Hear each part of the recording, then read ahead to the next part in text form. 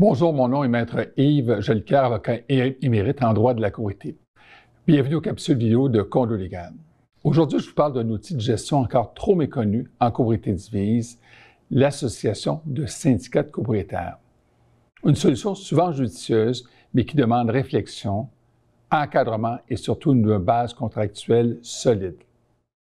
Pourquoi créer une association de syndicats? En fait, le Code civil, à l'article 1083, permet aux syndicats de se regrouper volontairement dans une association.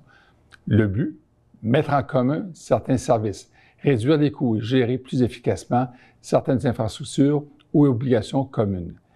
C'est une démarche incitative, pas une obligation, mais elle peut se révéler très avantageuse lorsque plusieurs copropriétés voisines ont des intérêts partagés. Ce peut être exemple l'entretien paysager, le déneigement, la gestion des canalisations, l'achat de machinerie commune, l'embauche d'un concierge ou d'un gestionnaire ou encore un stationnement commun. En misant sur la force du nombre, ces syndicats peuvent atteindre des économies d'échelle et une meilleure coordination. Comment cela fonctionne? Chaque association fixe ses propres règles selon les besoins de ses membres, à savoir les syndicats de copropriété. Elle est souvent administrée par un conseil d'administration composé d'un représentant par syndicat. Chacun agissant à titre de mandataire. Quant au partage des charges, plusieurs formules sont possibles. Exemple, au prorata du nombre d'unités ou selon l'usage réel du service. Mais attention, cela doit être prévu dans un contrat écrit. Dans quel contexte est-ce pertinent? Voici deux contextes typiques où une association prend tout son sens. Des copropriétés voisines, mais autonomes juridiquement, avec chacune leur déclaration de copropriété. L'association devient un outil de coordination. Autre cas d'espèce, une servitude existante entre plusieurs copropriétés. Par exemple, pour une rue privée, une piscine ou des conduites d'égout, l'association sera alors de gérer en commun ces équipements. En revanche, pour les copropriétés par phase, établies par les déclarations de copropriété concomitantes, une association est totalement inutile puisque le syndicat de la copropriété de la phase initiale gère déjà les services en commun. Ce serait alors un double emploi. Le contrat d'association. Même si l'article 2267 du Code civil autorise un contrat verbal, c'est fortement déconseillé.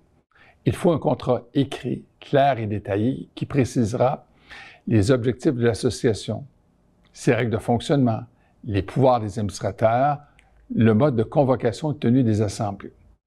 Également, les règles relatives aux assurances et les modalités de perception des charges avec les conséquences en cas de défaut. Ce contrat sera le socle juridique de l'association. Sans lui, gare au litige. Avant de fonder une association, faire appel à un professionnel, un notaire ou un avocat spécialisé en copropriété divise s'avère nécessaire. Il vous aidera à cerner les besoins spécifiques de vos syndicats, structurer les modalités de fonctionnement et surtout, rédiger un contrat d'association sur mesure qui protège les intérêts de tous. On doit retenir que tous les syndicats n'ont pas intérêt à se regrouper. Avant de créer une association, faites analyser la pertinence juridique par un professionnel compétent. Les copropriétés par phase, gérées par la déclaration de copropriété concomitante, n'ont généralement pas de besoin d'association. Leur structure au sein de la déclaration de copropriété initiale prévoit ce mode de fonctionnement en commun. Et surtout, attention, une association ne peut exercer que les pouvoirs privés de son contrat. Toute action excédant ses pouvoirs pourrait être déclarée d'eux.